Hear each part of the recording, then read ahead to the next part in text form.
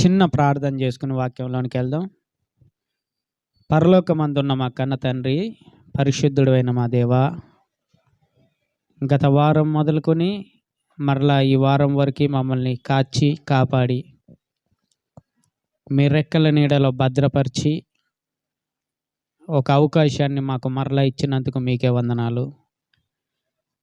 జరిగిన కార్యక్రమం అంతట్లో మీరు తోడుగా ఉండి పాటలలో, ప్రార్థనలలో, ఆరాధనలో మీకు మహిమ తెచ్చుకున్నందుకు వందనాలు.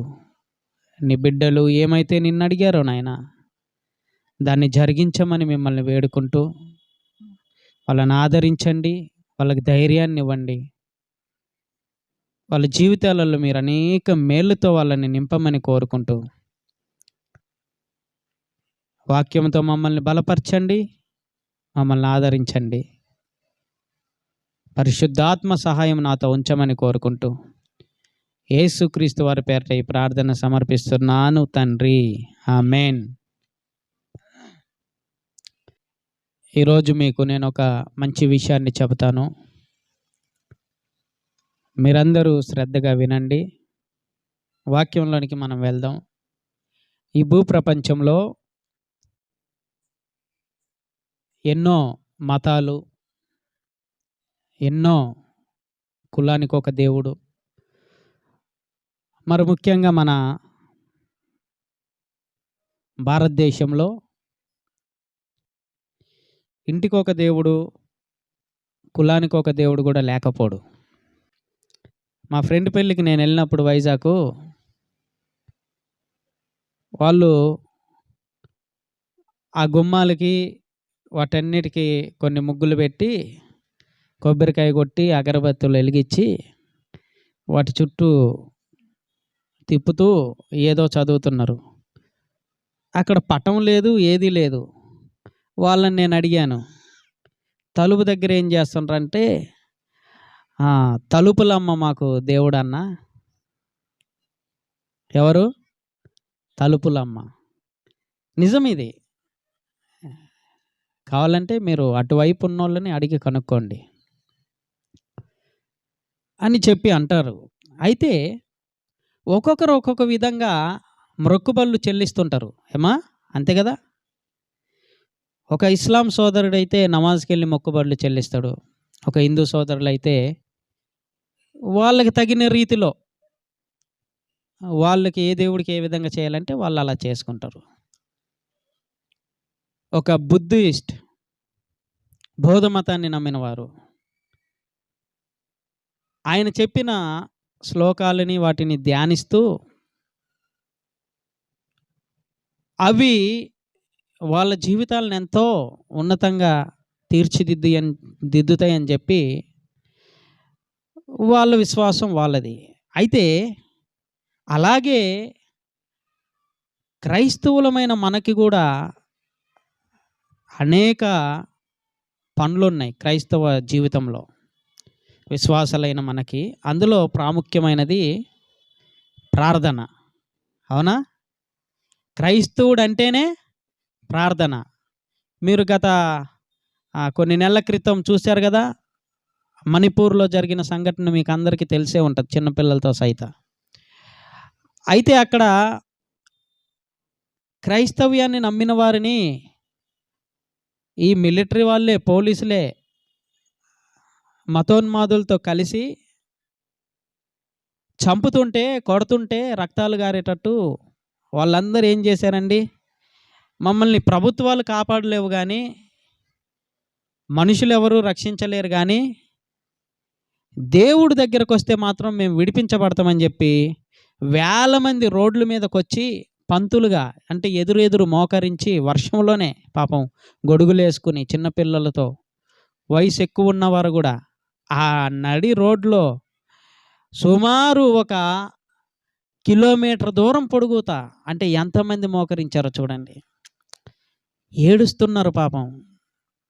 తండ్రులు చనిపోయిన వారు, లేదా తల్లులు చనిపోయిన వారు, పిల్లలు చనిపోయిన వారు, ఆస్తులు కోల్పోయిన వారు.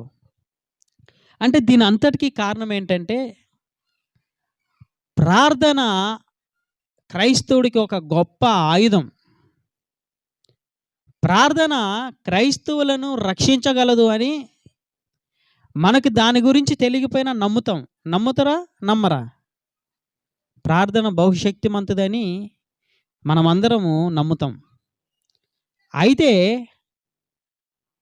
అసలు ప్రార్థన అంటే ఏమనుకుంటున్నారు మీరు? ప్రార్థన అంటే ఏదనుకుంటున్నారు? అసలు ప్రార్థనకు అర్థం ఏంటి?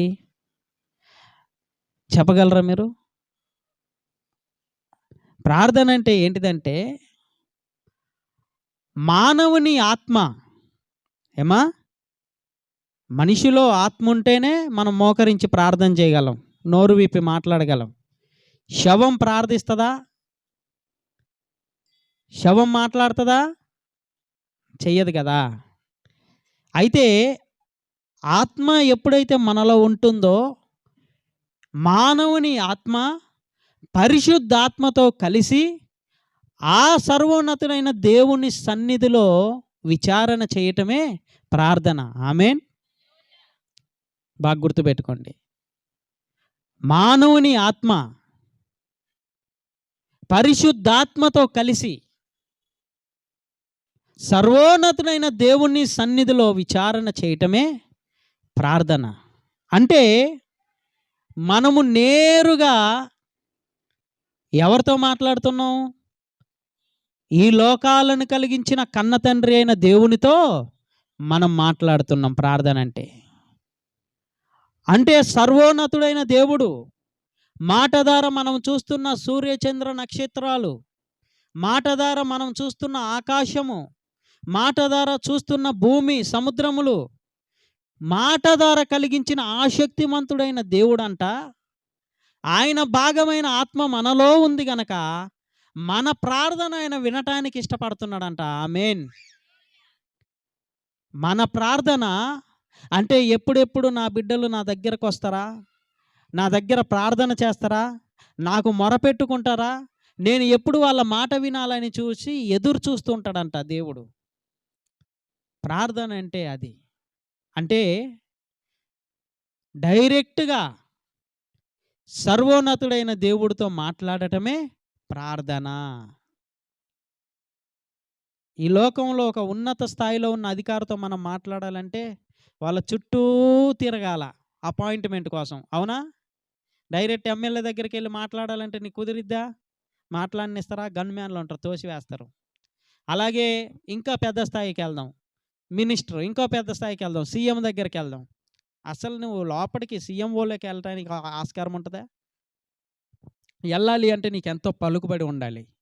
కానీ వీళ్ళందరిని కలిగించిన శక్తిమంతుడైన దేవునితో మాట్లాడడానికి నీకు పలుకుబడి అవసరంలా, నీకు ఉన్నత స్థాయి అవసరంలా, పదవులు అవసరంలా, నీకు డబ్బు అవసరంలా. ఆయన ఒకటే అంటున్నాడు, ఎవరైతే నన్ను నమ్మి యేసుక్రీస్తు రక్తంలో కడగబడతారో వాళ్ళందరూ నాతో మాట్లాడటానికి అర్హులు. ఆమేన్. అది దేవుడిచ్చే అదృష్టం మనకి. మనకది తెలియక ప్రార్థనని చాలా చిన్న చూపుగా చూస్తాం, చాలా నిర్లక్ష్యంగా చూస్తాం ప్రార్థన అంటే. అసలు ప్రార్థన ఎప్పుడు చేయాలి, ఎలా చేయాలి, ఎప్పుడు చేస్తే ప్రార్థన దేవునికి ఇష్టంగా ఉంటుంది, అసలు ప్రార్థనలో ఉన్న శక్తి ఏంటిదో మనకి ఈరోజు దేవుడు తెలియచేయాలనుకుంటున్నాడు. ఒకసారి ఇదిగో మార్కు సువార్త 11వ అధ్యాయము 24-25 వచనాలు. అందుచేత ప్రార్థన చేయనప్పుడు మీరు అడిగే ప్రతి దానిని అదిగో పొంది ఉన్నారని నమ్మాలి అంట. ఇప్పుడు మీకు ప్రార్థన చేసే అవకాశం, అదృష్టం దేవుడు ఇచ్చాడు. ఇచ్చాడా లేదా? ఎంతమంది చేస్తున్నారు ప్రార్థన? మీ చేతులు ఎత్తండి. అందరు చేస్తున్నారా? Very good. అయితే ఈ రోజు నుంచి మీ జీవితాలు ఒక మలుపు తిరగబోతున్నాయి. ఎందుకో తెలుసా? ప్రార్థన అంగీకరిస్తే జీవితాలు ఎలా కావాలనుకుంటే అలా ఉంటాయి. అయితే ఈ ప్రార్థన అక్కడికి వెళ్తుందా, అంగీకరించబడుతుందా, ఎలాగుందా అనేది ఈరోజు మనం చూద్దాం. అయితే మీరు ప్రార్థన చేసే ప్రతిసారి అవి పొందుకున్నామన్నట్టుగా చేయాలి. అంటే మీకు వచ్చేసాయి అన్నట్టుగా మీరు ఉండాలి. మీరు ఒక విషయం ప్రార్థనలో పెట్టారు, నీకొక 10,000 అవసరం ఉంది. నువ్వు బయట కట్టాలి. నువ్వు చేసేటప్పుడంట, అదిగో దేవుడు నాకు ఇచ్చేశాడు వచ్చేసేయ్ అన్న నమ్మకంతో చేయాలి. అదే విశ్వాసం. విశ్వాసం అంటే నీ కంటికి కనపడనిది, నీ చేతికి రానిది, నువ్వు ముట్టుకోకుండా చూసినది, నీ చేతికి వచ్చినట్టు నువ్వు ఎప్పుడైతే దేవుడి పైన నమ్మకం ఉంచుతావో, అప్పుడు వెంటనే నీ చేతిలోకి అది ఏ రూపకంగా అయినా వస్తది. అందుకే దేవుడు ఏమంటున్నాడు? చదువు నాన్న. ఎ పొందియున్నామని నమ్ముకోండి. అప్పుడు అవన్నీ మీకు వస్తాయి. మీతో చెప్పుచున్నాను 25. మీకు ఒకని మీద విరోధం ఏమైనా ఉంటే ఆ! హ్మ్. ఆ! చాలు. ఏమంటున్నాడు? ఒకవేళ మీకు విరోధమైన వారు ఎవరన్నుంటే, మీరిప్పుడు నిలబడి ఆరాధన చేశారే, నిలబడి కన్నీరు గార్చాలే, మీరు నిలబడి దేవుణ్ణి మహిమపరిచారే చేతులెత్తి, ప్రభా నాకిది గావాలి, ప్రభా నాకు ఫలాంది కావాలి, ప్రభా లేదా నా ఆరోగ్యం బాగుపడాలి, లేదా నా కుటుంబం నెమ్మదిగా ఉండాలి, సంతోషంగా ఉండాలని మీరు అడిగారే, అది జరగాలి అంటే మీకు విరోధంగా ఉన్నవారిని మొదట మీరు క్షమించటం నేర్చుకోవాలి. ఎలా క్షమించాలి? మీరు ఆరాధనలో ఉంటున్నప్పుడు దేవుణ్ణి వాళ్ళ కొరకు అడగాలి. ప్రభా నేను మనస్ఫూర్తిగా క్షమిస్తున్నాను, మీరు కూడా క్షమించండి అని అడగాలి. క్షమించండి అని అడగాలి.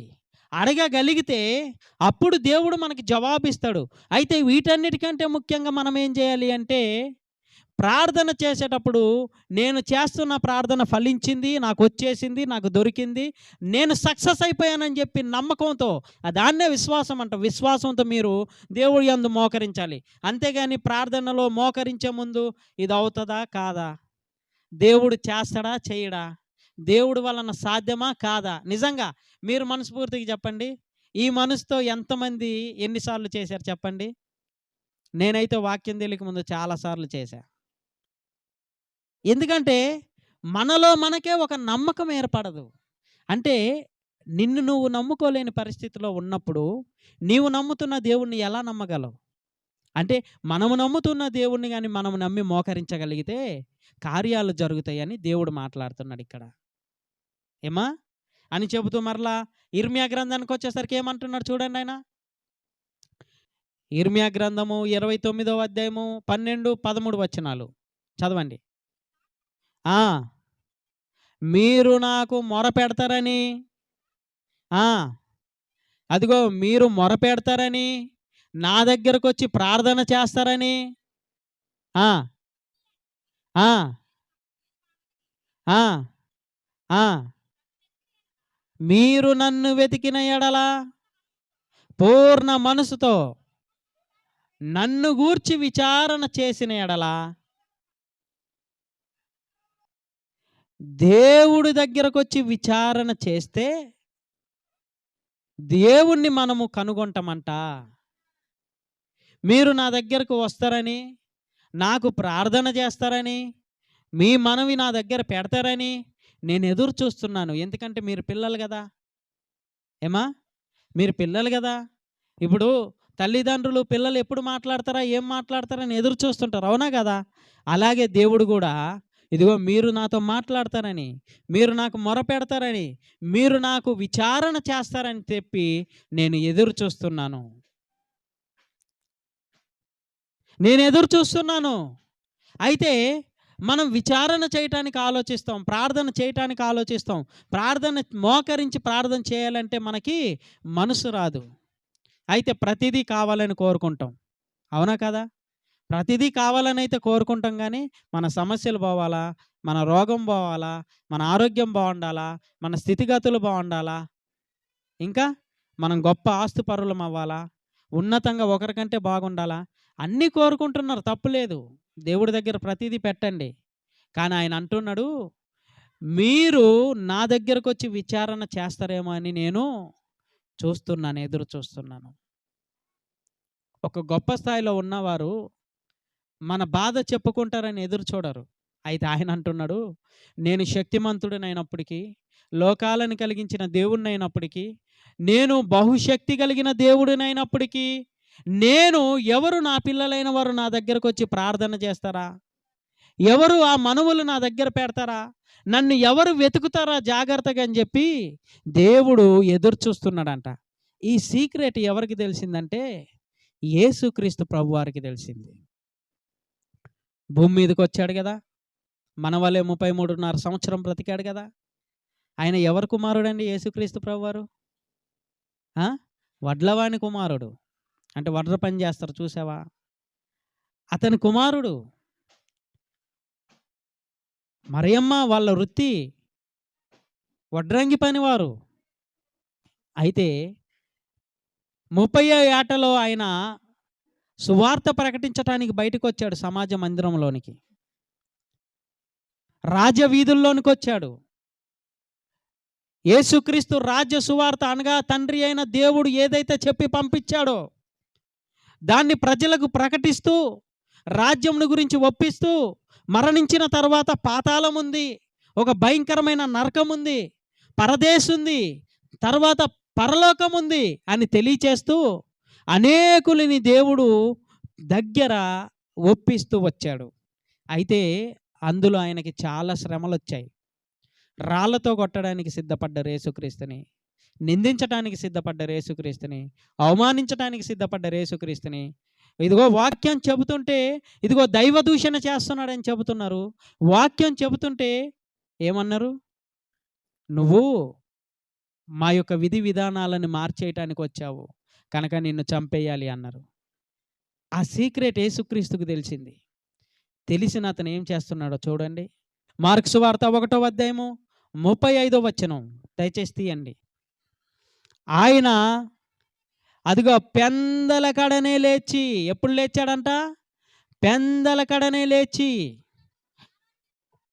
ఇంకా చాలా చీకటి ఉండగానే బయలుదేరి అరణ్య ప్రదేశమునకు వెళ్ళి అక్కడ ప్రార్థన చేస్తున్నాడంట. యేసుక్రీస్తు వారు ఏం చేస్తున్నారు? పెందల కడే లేచాడంట. ఇంకా చీకటి ఉన్నప్పుడే లేచాడంట. మనము చాలామంది ఇక్కడ పెందల కడ లేస్తాం కానీ ప్రార్థన మాత్రం చెయ్యం. అవునా? పెందల కడ లేచిన ఆయన ప్రార్థన చేస్తున్నాడు. తండ్రికి మొరపెడుతున్నాడు. పేరుకు మాత్రం 4కే లేస్తాం, పేరుకు మాత్రం 3కే లేస్తాం, పేరుకు మాత్రం 5కే లేస్తాం. కానీ ఒక్కరు కూడా మోకరించి ప్రార్థన చేసే మనసు యేసుక్రీస్తుకు తెలిసింది. నేను పెందల కడనే లేచిన నేను తండ్రి దగ్గరికి వెళ్ళి విచారణ చేస్తే, తండ్రి దగ్గర వెళ్ళి మోకరిస్తే, ప్రార్థన చేస్తే నేను ఏ పని అయితే చేయాలనుకున్నానో ఆ పని రోజంతా శుభకరంగా నాకు జరుగుతుందని ఆయనకు అర్థమైంది. ఆమేన్. అందుకే ఆయన రాజ్య సువార్త విస్తరించాలనుకున్నాడు. అనేకుల దగ్గరికి వెళ్ళి విస్తరించాడు. ఆయన అనేకుల్ని తండ్రిని చూపిస్తూ ఆయన మనకి కన్న తండ్రి అని చెప్పాలనుకున్నాడు. అది చెప్పాడు, మార్చాడు అనేకులని. కుంటి వాళ్ళను బాగు చేశాడు, గ్రుడ్డి వాళ్ళను బాగు చేశాడు, మూగవారికి మాటలు ఇచ్చాడు, కుష్టి వ్యాధులను బాగు చేశాడు, మరణంలో ఉన్న వారిని లేవనెత్తాడు. యేసుక్రీస్తును భూమి మీదకి ఎందుకు పంపించాడో తెలుసా? మనుషులు ఎలా బ్రతకాలో నన్ను నమ్ముకున్న తర్వాత నాయనా నువ్వు వెళ్ళి చూయించు, లేకపోతే అంతవరకు తెలియదు వీళ్ళకి. అందుకే యేసుక్రీస్తు పెందల కడనే లేచి మోకరించి ఒక మంచి ప్రదేశం చూసుకుని ప్రార్థన చేయటానికి సిద్ధపడ్డాడు ఆయన. అంటే పెందల కడనే లేచిన నువ్వు మోకరించి ప్రార్థన చేయగలిగితే అందులో వచ్చే సక్సెస్ అద్భుతం. అబ్దుల్ కలాం గారు మీకు తెలుసు కదా? అబ్దుల్ కలాం గారు ఏమన్నాడంటే, మన రోజులో 24 గంటలుంటే ఆ 24 గంటలలో అద్భుతమైన, అందమైన కొన్ని గంటలున్నవి. అవేంటి అంటే తెల్లవారుజామున. ఈ అందమైన గంటలలో ఎవరైతే లేచి మనసు నెమ్మదిగా మెడిటేషన్ అంటే విచారణ చేస్తారో వాళ్ళు ప్రశాంతంగా ఉంటారు రోజంతా అని చెప్పాడు. ప్రార్థన అంటే ఏంటిది? మౌనంగా మన బాధలన్నీ తండ్రికి చెప్పుకోవటం. అవునా? ప్రార్థన అంటే ఏంటిది? నెమ్మదిగా ఆ పరలోకంలో ఉన్న తండ్రితో మనము మాట్లాడటం, విచారణ చేయడం.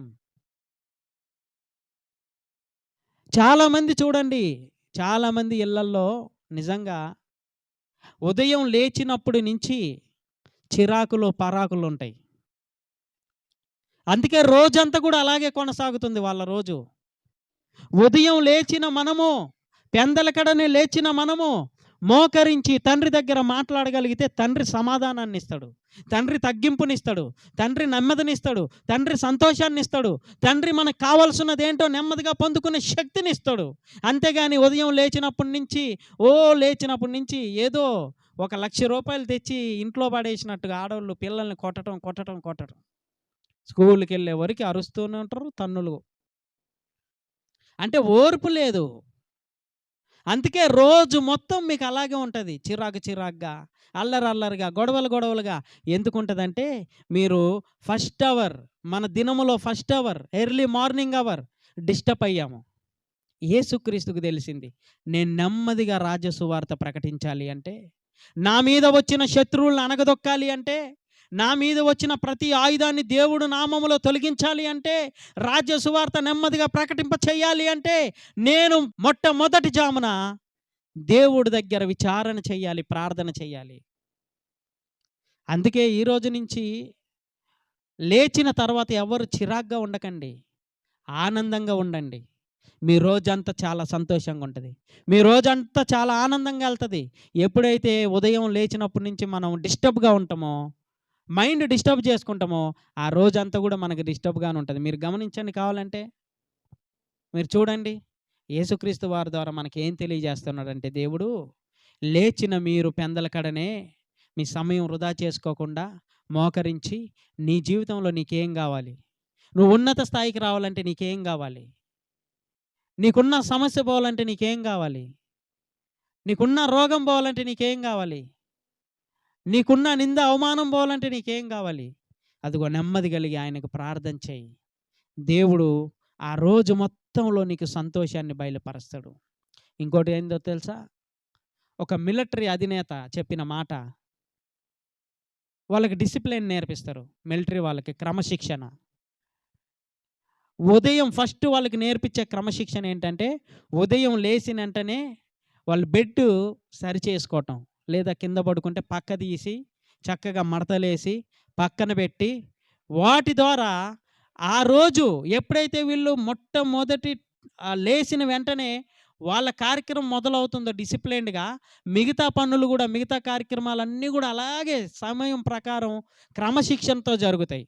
లేచారు, పక్క తీశారు, తర్వాత ఫ్రెష్ అయ్యారు, టిఫిన్ చేశారు, తర్వాత పనులకెళ్ళి, అంటే క్రమశిక్షణ. కొంతమంది లేస్తారు, అటు ఇటు తిరుగుతుంటారు, కానీ 12 అయినా పక్క అలాగే ఉంటుంది. అందుకే ఇంట్లోకి దారిద్రం వచ్చింది. ఇంట్లో సంతోషం లేదు. అందుకే ఇంట్లో నెమ్మది లేదు. ఎందుకంటే నీ డిసిప్లైన్ పోయింది, క్రమశిక్షణ పోయింది. అందుకే నీకు జరగవలసిన పనులు ప్లాన్డ్గా జరగట్లేదు. అందుకే లైఫ్ మొత్తం డిస్టర్బ్ అయిపోయింది. నీకు వచ్చే రాబడి పోతుంది, పేరు పోతుంది, ప్రఖ్యాతి పోతుంది, అన్నీ పోతున్నాయి. అయితే యేసుక్రీస్తు అంటాడు, పెందలకడనే లేచి దేవుడి దగ్గర మీరు విచారణ చేయగలిగితే మీకు ఓపిక వస్తుంది. ఆమేన్. మిగతా మీ సొంతంగా ఎంత ప్రయత్నించినది రాదు. ఎందుకంటే ఈ శరీరాన్ని మొత్తం నడిపించే ఈ ఆత్మ, ఈ శక్తి, ఈ శరీరాన్ని తన ఆధీనంలో ఉంచుకోవాలి అంటే తండ్రి సహాయం కావాలి. మనుషుల సహాయం పనికిరాదు, తండ్రి సహాయం కావాలి. అంతేగాని మనిషి దగ్గరికి వచ్చి మీరు సహాయం అడిగినా ఏమవ్వదు, మనిషి దగ్గరికి వచ్చి సలహా అడిగినా ఏం జరగదు. అందుకే ఆయన ఇంకొక అద్భుతమైన మాట ఏమంటున్నాడంటే, కీర్తనల గ్రంథము 5వ అధ్యాయము 3వ వచనం. యెహోవా ఉదయమున నా కంఠస్వరము నీకు వినబడును, ఉదయమున నా ప్రార్థన నీ సన్నిధిని సిద్ధము చేసి కాచియుందును. చాలు. ఏమంటున్నాడు దావీదు గారికి తెలిసిందండి. అందుకే గొర్రెల కాపరిగా ఉన్న అతను రాజుగా అయ్యాడు. లేని స్థితిలో అడవిలమ్మిట తిరిగేవాడు ఉన్న స్థితిలో సింహాసనం మీద కూర్చున్నాడు. ఏమంటున్నాడు? ఉదయకాలము నేను లేచి నా కంఠస్వరం నీకు వినబడేటట్టు మాట్లాడతాను. ఉదయకాలమే లేచి కంఠస్వరం పక్కన్న బ్లాక్‌లోకి వినపడాలా. కంఠస్వరం పక్కనున్న అపార్ట్‌మెంట్‌లన్నిటికి వినపడాలా.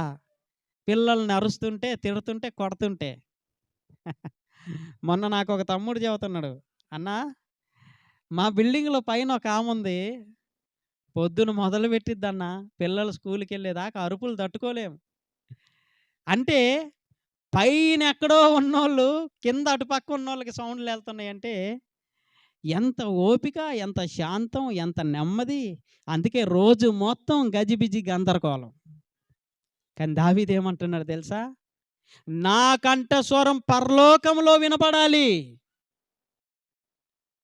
నేను బాగుండాలి అంటే, నేను ఉన్నతమైన స్థాయిలో ఉండాలంటే, నాకున్న అప్పులు పోవాలంటే, నాకున్న రోగం పోవాలంటే, సమస్య పోవాలంటే, నేను గొప్పవాడిగా అనేకుల ఎదుట సాక్ష్యం పొంది ఉండాలంటే, నా భక్తి జీవితం నిలబడాలి అంటే, నా కంఠస్వరం ప్రతి పూట ఉదయం లేచిన వెంటనే పరలోకానికి వినపడాలి. పక్కన వాళ్ళకి గాదు.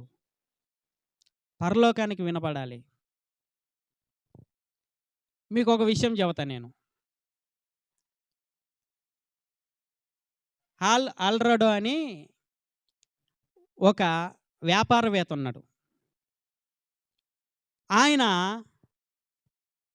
మంచి తెలివి కలగవాడు, నైపుణ్యత కలిగిన వాడు వ్యాపారంలో. ఆయన బాగా సంపాదిస్తున్నాడు. సంపాదిస్తుంటే అలాగా కొన్ని కారణాల వలన, కొన్ని అనాలోచనల వలన వ్యాపారం మొత్తం దెబ్బతినిపోయింది. కొద్దిగా ఆయన సంపాదన తగ్గటం మొదలుపెట్టింది. ఆయనకున్న ఆస్తులన్నీ కూడా తరగటం మొదలుపెట్టాయి. ఆయన దీన స్థితికి వచ్చేసాడు. లాస్ట్‌కి ఆయన పరిస్థితి ఎక్కడికొచ్చిందంటే, తిండి తినటం కూడా ఇబ్బంది అయిన పరిస్థితికొచ్చింది. మంచి వ్యాపారవేత్త.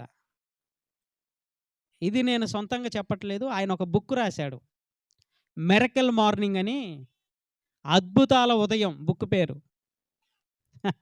'మిరకిల్ మార్నింగ్' అనే బుక్ రాశాడాయన. మీకు ఆ బుక్ బయట కూడా దొరుకుతది. ఆ బుక్‌లో నేను చూశాను చాలా రోజుల క్రితం. ఆయన ఆ స్థితికొచ్చినప్పుడు, ఇంట్లో తినడం కూడా ఇబ్బందయినప్పుడు, కష్టమైనప్పుడు,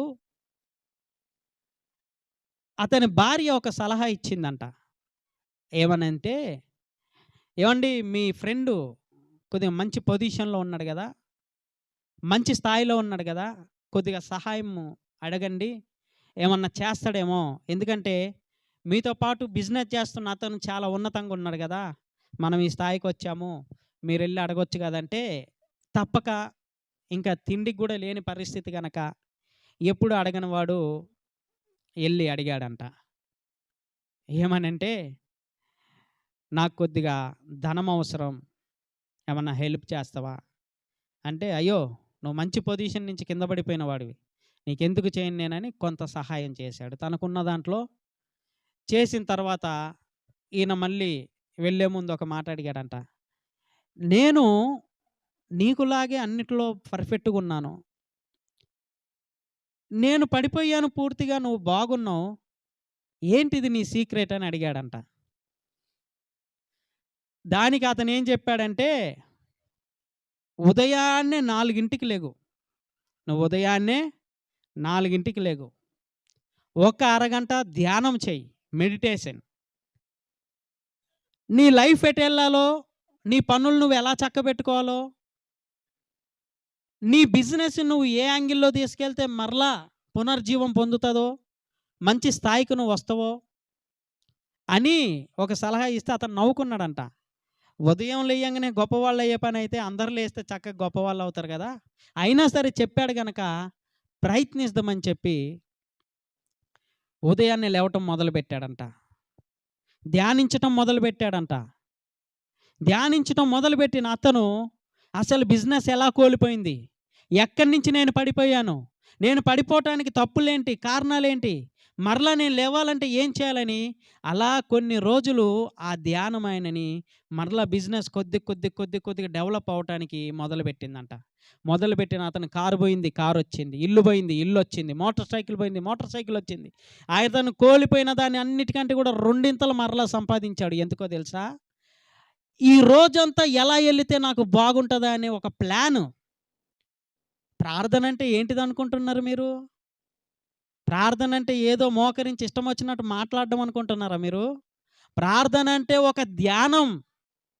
మీ జీవితాన్ని ఎలా సరిచేసుకోవాలి? ఆత్మీయ జీవితం ఎలా బాగుండాలి? వ్యక్తిగత జీవితం ఎలా బాగుండాలి? లేదా నా యొక్క స్థితిగతి ఎలాగుండాలి?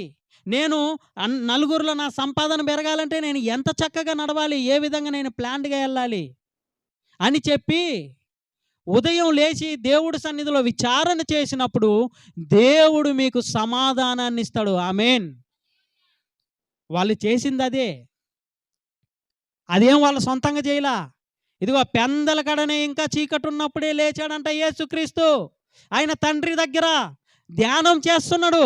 అది చూసి బైబిల్ నుంచి కాపీ కొట్టి ఇప్పుడు వీళ్ళు సొంతంగా బుక్కులు రాశారు. కానీ యేసుక్రీస్తు వలన వచ్చింది అది. ఒక క్రీస్తుని ఎరగని వారు క్రైస్తవ దేశంలో ఉన్నప్పటికీ క్రీస్తుని అంగీకరించిన వారు, ఎరగని వారు అంత గొప్ప మేళ్ళు పొందుకుంటే క్రీస్తుని ఎరుగుతున్నాం. ఆదివారం వచ్చి కూర్చుంటున్నాం. మళ్ళీ ప్రార్థనలు చేస్తున్నాం. ఎక్కడ ప్రార్థనలు ఉంటే అక్కడికి వెళ్తున్నాం. మరి మన జీవితాలు ఎందుకండి అట్టడుగు పడిపోయి ఉన్నాయంటే ఎందుకు డెవలప్‌మెంట్ లేదు? ఎందుకు డెవలప్‌మెంట్ లేదు? మీకు తెలుసో తెలీదో నేను ఇంతవరకు మీతో ఎవరితో పంచుకోలేదు. నా సంఘంలో ఉన్న కొంతమంది నా ఆత్మీయులకు తప్పితే గత 7 సంవత్సరాల క్రితం మేము విజయవాడ వచ్చినప్పుడు కట్టు బట్టలతో వచ్చాము. 5,000 అప్పడుక్కొని వన్ టౌన్‌కెళ్ళి చిన్న సిలిండరు, 2 ప్లేట్లు, గ్లాసులు కొనుక్కొని మేము వచ్చాము. వచ్చిన తర్వాత ఎన్నో పస్తులున్న రోజులు గడిపాం మేము. ఎందుకంటే ఎవరి ముక్కు మొహం మాకు తెలీదు. ఎవరిని అడిగితే ఏమనుకుంటారో చిన్నతనంగా ఉంటదేమో. తొందరపడి ఎవరిని అడిగే మనసు మాది కాదు ఇద్దరిది. చాలా చాలా సార్లు నా భార్య, నా పెద్ద కొడుకు పస్తులున్నారు. చిన్నోడు మా పెద్దోడప్పుడు. పస్తులుంటే వాళ్ళు పాపం సహించలేక, తట్టుకోలేక వాళ్ళమ్మ వాళ్ళ ఇంటికి నేనే పంపించా. ఇక్కడుంటే ఎందుకు ఇబ్బంది అప్పుడు నేను బాగా దేవునిలో తిరుగుతున్నా. దేవునిలో మీలాగా విశ్వాసిగా ఉండి ఎక్కడ మీటింగులుంటే అక్కడ, ఎక్కడ ప్రార్థనలుంటే అక్కడ, ఎక్కడ బైబిల్ తరగతులుంటే అక్కడ, ఏ ఊర్లో దేవుడి వాక్యం చెప్పబడితే ఆ ఊర్లోకి వెళ్ళిపోయేవాడిని. ఇది 10 కిలోమీటర్ల, 20 కిలోమీటర్ల, 100 కిలోమీటర్ల అని చూసేవాడిని కాదు. వెళ్ళిపోయాను. నాకొక్కటే ఆశ. ఏంటిదంటే వాక్యం అంటే ఏంటిదో తెలుసుకోవాలి. నా ఆత్మను నేను రక్షించుకోవాలి. ఆ తపన నన్ను నడిపించింది కానీ నా కుటుంబాన్ని పస్తుంచింది. వాళ్ళ కడుపులు ఎన్నో పూటలు మార్చాను. అయితే వాళ్ళు లాస్ట్‌కి నా భార్య నేనంటే పస్తులుంటా గానీ నోరు దారలేని పిల్లోడు వాడు ఎలా పస్తులుంటాడని కన్నీళ్ళు విడిచింది. అప్పుడు నాకు బాధ అనిపించి సరే అమ్మ వాళ్ళ ఇంటికి ఎళ్ళు కొన్ని రోజులు. అప్పుడు నేనేం చేశానో తెలుసా? నాకు ఛార్జీ లేక సింగినగర్ దగ్గర నుంచి కాలనీకి రూ. 10 పెట్టుకొని రావటానికి స్తోమత లేక నడుచుకుంటూ వస్తున్నా. అప్పటికి 2 పూటల అన్నం లేదు నాకు. కాళ్ళన్నీ లాగేస్తున్నాయి. ఏం చేయాలో తోచని పరిస్థితి. ఆ గ్యాస్ గోడౌన్ దగ్గర పైపుల రోడ్డు దారిలో కూర్చుని పోయి అక్కడ మైలురాయి మీద కూర్చుని అప్పుడు నేను అక్కడే చేతులెత్తి ఆ మైలురాయి మీద కూర్చుని ఒక్కటే అడిగా, తండ్రి ఇంతవరకు నీ పని చేస్తున్నా కానీ నేను నిన్ను ఏది అడగలేదు. ఎప్పుడు నాకు ఇది కావాలి, నా ఆరోగ్యం గురించి కానీ నా సంపాదన గురించి కానీ కూడా నేను అడగలా. కానీ నన్ను నమ్మి నాకు ఒక భార్యని, కుమారుని మీరు ఇచ్చారు కదా. నన్ను నమ్మి వాళ్ళని నాకు ఇచ్చారు కదా. మరి నా ద్వారా వాళ్ళు అవమానాల పాలు, నిందల పాలు అవ్వద్దు కదా. ఒకరి దగ్గరికి వెళ్ళి దేహి అని అడుక్కోవద్దు కదా. అది చిన్నతనం కదా. నిన్ను నమ్ముకున్న మేము అలాగ అడుక్కుంటే అక్కడ చేతులెత్తి ఏడ్చాను నేను. చేతులెత్తి ఏడిస్తే ఆ రాత్రి వస్తే తినటానికి లేక నీళ్ళు తాగితే కడుపు నొప్పి, నిద్ర పట్టలేదు. అక్కడ ఏడ్చా. ఒకటే అడిగా, ఏమని తెలుసా? నీకు ఇష్టం ఉంటే నేను కానీ నీలో నమ్మకస్తున్నని అనిపిస్తే నాకు నా బిడ్డలు, నా భార్య ఎప్పుడు లోటు అనేది చూడకుండా ఒక సహాయం చేయండి. అది ఎలా చేస్తారో మీ ఇష్టం, మీరే చేయండి అని వచ్చి పండుకుంటే నాకు పరిచయం లేదు. అదిగో కొండక్క, మారతక్క నాకు పరిచయం లేరు. అక్కడ అక్క వాళ్ళ ఇల్లుండేది. అప్పుడు కొన్నారు. ఆ మూల మీద. నా తలుపు కొట్టి 5:30, 6 అవ్వొస్తుంది. నా తలుపు కొట్టి, "తమ్ముడు నువ్వు టాపీ పని చేస్తావంట కదా" అని అడిగారు. అడిగితే, "అవునక్క చేస్తా గానీ, నాకిక్కడ ఏమీ తెలీదు. నేను కొత్త. కనీసం ఈ కాలనీ దాటితే ఏముంటదో కూడా నాకు తెలీదు. నేను చేయలేను ఏమనుకోవద్దు మీరంటే" డబ్బులు తీసుకొనొచ్చారు పాపం. "నువ్వు చెయ్యి నాన్న, నువ్వు చేయగలవంటే" "నేను చేయనక్క, నేను మళ్ళీ చెబుతాలని" ప్రార్థన చేసుకున్నాను. ఏ ప్రాంతం తెలీదు నాకు. ఏ ఏరియా తెలీదు. పైపుల్ రోడ్ తెలీదు, రింగ్ తెలీదు, ఏమీ తెలీదు. మరలా వచ్చారు. "తమ్ముడు నువ్వు చేస్తేనే బాగుంటదేమో." అప్పటికే వేరోళ్ళతో పని మాట్లాడారు వాళ్ళు. అయితే అది ఒక రేటు ఖాయమైంది. ఇంకా దానికంటే కూడా తక్కువగా నాతో మాట్లాడారాళ్ళు. మాట్లాడి నేనొద్దంటే కూడా బలవంతంగా నా చేతిలో డబ్బులు పెట్టి ఎళ్ళిపోయారు పాపం. ఎళ్ళిపోయిన తర్వాత నా దుఃఖం ఆగల. అలా తలుపేసుకొని కన్నీళ్లతో ప్రార్థన చేసుకొని ఎళ్ళి కడుపు నిండా టిఫిన్ తినొచ్చి, ఎలా చేద్దాం పని, ఏం చేద్దామని అప్పుడు మోకరించి ప్రార్థన చేశాడిగా. ఇక్కడైతే నాకేం తెలీదు. ఎలా చెయ్యాలి ప్రభువా అంటే, అప్పుడు నాతో ఒక్క మనిషే నాతో జతగా ఉండి చేశాడు. అదే జయ, ఏసన్నోళ్ళ తమ్ముడు. అతనొక్కడే. నేను 6,000 లాస్‌కి ఒప్పుకున్న ఆ పని 8,000 మిగిలిచ్చా నేను. ఒక్కడినే కష్టపడి. ఆ ఆశీర్వాదం దేవుడు అలాగ నాకు మొదలుపెట్టిన ఆశీర్వాదం 6 నెలల్లో ఇల్లు కొన్నా. తర్వాత దేవుడు ఇంకా ఉన్నతంగా నాకిచ్చాడు. తర్వాత ఇంకొక ఇల్లు ఇచ్చాడు. తర్వాత కారు ఇచ్చాడు. నన్ను నన్ను ఒకరికి ఇచ్చేటట్టు ఉంచాడు గానీ, ఒకరి దగ్గర అడిగేటట్టు దేవుడు ఇప్పటికి నన్ను ఉంచలేదు. ఆమేన్. అంటే మనం ప్రార్థన చేస్తే కార్యాలు జరుగుతాయి. కానీ ఎప్పుడు జరుగుతాయి తెలుసా? యథార్థత. నిజంగా చాలామంది నేనెక్కడి నుంచొచ్చానో ఏమో గానీ, నలుగురికి ఇచ్చేటట్టు నన్ను ఉంచాడని మీకు తెలుసు అందరికి ఇక్కడ కూర్చున్న వాళ్ళకి. నేను ఈ ప్రాంతం వాడిని గాదు. మా సొంతూరు ఒంగోలు. నాది ఏరియా గాదు. విజయవాడ ఎప్పుడు తెలియదు నాకు. ఏదో పనికని వచ్చి నిలిచిపోయాను. కానీ దేవుడు నన్నిక్కడ ఆశీర్వదిస్తాడు. నాకు ఇల్లులు ఇస్తాడు. నాకు కారు ఇస్తాడు. నాకు కావాల్సిన ప్రతీదీ నా ముందు పడేస్తాడు. నాకు కావాల్సిన ప్రతీది నేను అడగకుండా ఇస్తాడు. ఇలా మీ అందరికీ సువార్త చెప్పడానికి నన్ను ఇవాళ నిలబెట్టుకుంటాడని ఎప్పుడన్నా నేను అనుకున్నానా? కానీ దేవుడు ఎవరిని ఎలా ఎప్పుడు నడిపిస్తాడో తెలియదు. ఆమేన్. అయితే మనము దేవుని దగ్గర యథార్థంగా బ్రతకాలి అని చెప్పి ఇంకో మాట ఆయన ఏమంటున్నాడు? అదే కీర్తనల గ్రంథం 143వ అధ్యాయము. 143వ అధ్యాయము 8వ వచనం. దయచేసి చదవండి. "నీ యందు నేను నమ్మిక ఉంచి ఉన్నాను.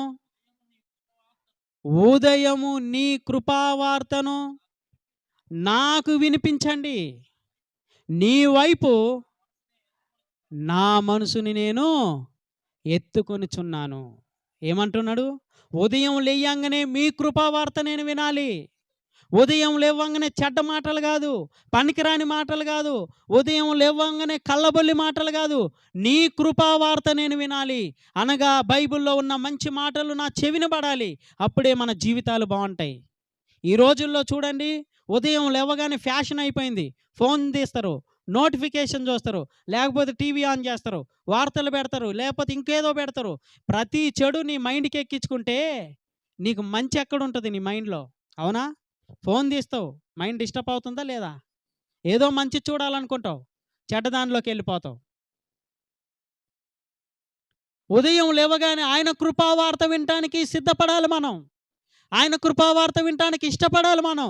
అంతేగాని మన ఫోన్లకో లేకపోతే టీవీలకో పరిమితమైతే మాత్రం మన మనసులో, మన మైండ్లో అంట, మన మెదడులో అంట మనకు అవసరం లేనివి, పనికి రానివి ఎక్కించుకొని వాటిని రోజంతా పరిపాలిస్తామంట మనం. అందుకే ఒక అరగంట ఫోన్లో రీఛార్జ్ అయిపోతే తనకలాడుతుంటాడు మనిషి. అవునా? అబ్బా! రీఛార్జ్ అయిపోయింది, ఒక రూ. 15 ఒక రూ. 1000 ఒక రూ.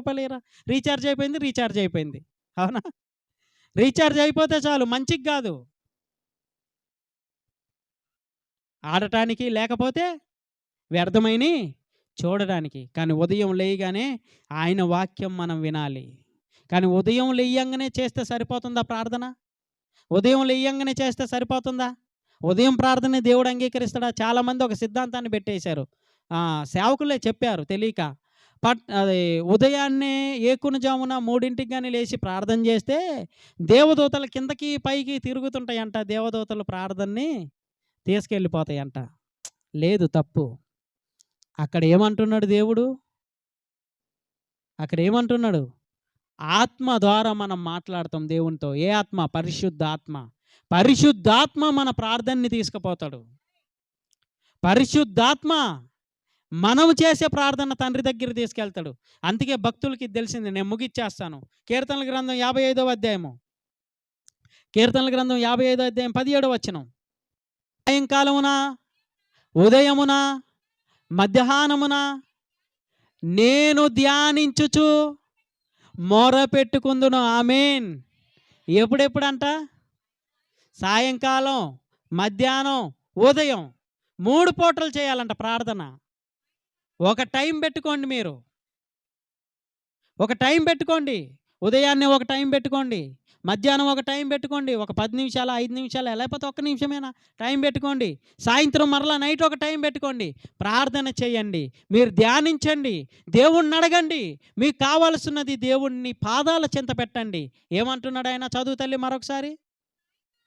సాయంకాలమున, ఉదయమున, మధ్యాహ్నమున నేను ధ్యానించుచు మొరపెట్టుకొందును, ఆయన నా ప్రార్థన ఆలకించును. ఆమేన్.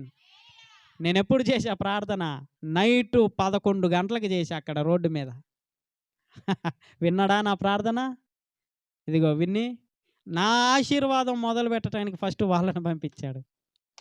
తర్వాత ఒక్కొక్కరు పిలిచిస్తానే ఉన్నారు పనులు. నాకు ఎవరి దగ్గరికి నేను వెళ్ళలా. పిలిచి పిలిచి పిలిచి పిలిచి ఇచ్చారు. ఇప్పటికి కాలనీలో సుమారు 68 ఇల్లులు రీమోడలింగ్ చేశాను. బయట చాలా చేశాలే పెద్దవి. అంటే ఎప్పుడు మొరపెట్టినా కానీ యథార్థ హృదయంతో మంచి మనసుతో మొరపెడితే దేవుడు ఆశీర్వాదం మనకి తప్పకుండా ఉంటుంది. ఆమేన్. అది మీరు మర్చిపోవద్దు. ఈ రోజు నుంచి టైం పెట్టుకోండి.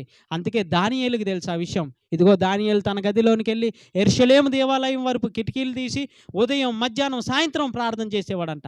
అలాగే రాజుగా ఉండి ఇతను కూడా దావీదు గారు ఉదయం, మధ్యాహ్నం, సాయంత్రం తనకి ఎప్పుడు కుదిరితే అప్పుడు ప్రార్థన చేసేవాడంట. అందుకే వాళ్ళు అంత గొప్ప సాక్ష్యం పొందారు. ఒక యేసేపు అమ్మి వేశారండి అన్నలు. పాపం కొట్టి బావిలో గుంతలో పడేసి చంపేశారు. జంతువులు చంపేశాయి నీ కొడుకునని చెప్పి పాపం తండ్రికి చెబితే తండ్రి ఏడిచి అంగలార్చి కొడుకు కోసం ఎంత బాధపడ్డాడు. కానీ ఏం చేశాడు తెలుసా? అమ్మేశారు. అమ్మేసిన తర్వాత బానిసత్వంలోకి వెళ్ళిన తర్వాత ఎలాగుంటుంది చూడు. కుక్కకు కానీ అన్నం పడేసినట్టు పడేసేవాళ్ళు, తన్నేవాళ్ళు. వాళ్ళు ఏది ఇస్తే తినాలి, పురుగుల అన్నం ఇచ్చిన తినాలి. అలాంటి పరిస్థితిలో ప్రధాని అయ్యాడంటే, ఫరోతో సమానంగా కూర్చున్నాడంటే ఆయన ప్రార్థన కూర్చోబెట్టింది. ఆమేన్. అయితే ఈ రోజు నుంచి మీరు కూడా చేస్తారా ప్రార్థన? చేయలేపండి చేస్తా అన్నోళ్ళు. ఉదయాన్నే లేచి నిజంగా మీరు మోకరించండి, మీకు కావాల్సినది అడగండి. ఖచ్చితంగా వారం పాటించండి చాలు. దేవుడు మీ జీవితంలో అద్భుతం చేయకపోతే నన్ను అడగండి. అయితే చేయటం నేర్చుకోవాలి. మనకేంటంటే బద్ధకం. చెయ్యాలని ఆశ లోపల ఉన్న శరీరాన్ని కష్టపెట్టలేం. శరీరాన్ని కష్టపెడితే ఆత్మ గెలుస్తుంది, ఆత్మని కష్టపెడితే శరీరం గెలుస్తుంది. శరీరం వెళ్ళి నరకంలో పడుతుంది, ఆత్మ వెళ్ళి ఎక్కడ పడుతుంది? దేవుని దగ్గర పడుతుంది. ఎందుకంటే ఈ ఆత్మని ఎప్పుడైతే మనం బ్రతికించుకుంటామో ఆత్మ నిత్య జీవం పొందుకుంటుంది. ఆత్మని ఎప్పుడైతే మనం చంపేసుకుంటామో శరీర కోరికలతో అప్పుడు నిత్య నరకానికి వెళ్ళిపోతుంది ఆత్మ. కనుక ఈ రోజు నుంచి మీరు ప్రార్థన చేసేటప్పుడు ఏ సమయమైనా సరే నమ్మకంగా పెట్టుకోండి. మీరు చేసేటప్పుడు మీరు చేసే ప్రతిదీ జరిగిందని నమ్మండి. నమ్ముతారా? డౌట్తో వెళ్ళకండి. ఇప్పటి నుంచి దేవుడు నాకు ఇది కావాలి, ఇచ్చేశాడు, వచ్చేసింది. లోకం నిన్ను పిచ్చోళ్ళలాగా చూడొచ్చు, ఏంటి చేతికి ఏం రాలేదు వచ్చేసిందని మాట్లాడుతుందేమో, ఏంటి మా అమ్మకి పిచ్చా ఏంటని కొడుకు అనుకోవచ్చు. కానీ వచ్చిన తర్వాత అంటాడు, అమ్మా ప్రార్థనలో శక్తి ఉందా? అవునరా. అంటే నీ ద్వారా నీ కొడుకు మారతాడు, నీ కుమార్తె మారుతుంది, నీ భర్త మారతాడు, మీ కుటుంబం మారుతుంది, లేకపోతే మీ చుట్టుపక్కల వారు మారతారు. ఎందుకంటే ప్రార్థనలో ఉంది శక్తి. ఆమేన్. పెద్ద పెద్ద మిలినియర్లు, బిలినియర్లు బాగా డబ్బున్న వాళ్ళంట ఉదయాన్నే లేస్తారండి. ఒక మనమే లెయ్యం. మనకే చాలా గర్వం. 11 అయినా పక్క మీద నుంచి బయటికి లెయ్యం. 12 అయినా పక్క మీద నుంచి బయటికి లెయ్యం. అందుకే అభివృద్ధి ఉండదు మన జీవితాలలో. మనకు అభివృద్ధి కావాలి అంటే ఈ రోజు నుంచి యేసుక్రీస్తు చేసిన ప్రార్థన చేయాలి, దావీదు చేసిన ప్రార్థన చేయాలి, దానియేలు చేసిన ప్రార్థన చేయాలి. అప్పుడు వస్తుంది సక్సెస్. ఈ దేవుడు కృప లేకుండా ఏ మనిషి సంపాదించలేడు. రోజుకు 10,000 సంపాదించినా అది బూడిదలో పోసిన పన్నీరే. సంపాదిస్తున్నారా చాలామంది? ఏమైపోతుంది చెప్పండి? 500 సంపాదిస్తే 200 పక్కనేయగలుగుతున్నారా? కానీ కొన్ని కుటుంబాలు చూడండి, 500 తెస్తే 300 పక్కనేస్తారు. 200తో రోజంతా గడుపుతారు. అది ఆశీర్వాదం. ఆమేన్. అది దేవుడి కృప ఉన్న వాళ్ళ కుటుంబాలలో జరుగుతుంది. లాస్ట్ మాట ఎఫెసీయులకు రాసిన పత్రిక 6వ అధ్యాయము 18వ వచనం. 6వ అధ్యాయము 18వ వచనం. ఆత్మ వలన, అదిగో దేని వలన అమ్మా, దేని వలన? మీకు సహాయంగా ప్రార్థనలో ఉండే పరిశుద్ధాత్మ వలన ప్రతి సమయమందు ప్రతి విధమైన ప్రార్థన విజ్ఞాపన చేయాలి అంట. అమ్మా, ప్రతి సమయమందు ప్రతి విధమైన ప్రార్థన. ఏ విధము అంటే ఎన్ని విధాలన్నా కావచ్చు.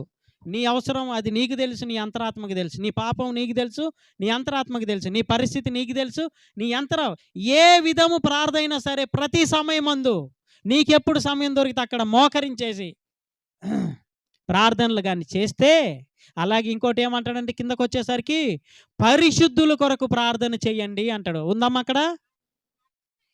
ఆ విషయమై సమస్త పరిశుద్ధుల నిమిత్తము పరిపూర్ణమైన పట్టుదలతో విజ్ఞాపనము చెయ్యండి. ఆమేన్. మీ అవసరతల కోసం చేయండి, అలాగే పరిశుద్ధుల కోసం చేయండి. ఇదిగో ఇక్కడ కూర్చున్న మీరందరూ పరిశుద్ధులైతే మీ అందరి కోసం నేను చేయాలంట ప్రార్థన. మేము ఇంట్లో ప్రార్థన పెట్టుకుంటున్నామండి. వారానికి 3 సార్లు ఆత్మల కొరకు, సంఘంలో ఉన్న కుటుంబాల పరిస్థితుల కొరకు. ఒక 4-5 కుటుంబాలు ప్రతి వారం వస్తున్నారు. మంగళవారం ఉంటుంది, గురువారం ఉంటుంది, శనివారం ఉంటుంది. అయితే అందరూ ప్రతి విషయం కోసం చేస్తారు. ప్రతి ఒక్కరి పేర్లు ఎత్తి చేస్తారు. ఇక్కడ ఉన్నోళ్ళ పేర్లు. నిజం. ఎందుకు చేస్తారంటే అలా చేయకపోతే దేవుడు మన ప్రార్థన అంగీకరించడు. ఆమేన్. సకల పరిశుద్ధుల్ని మనం జ్ఞాపకం చేసుకోవాలి.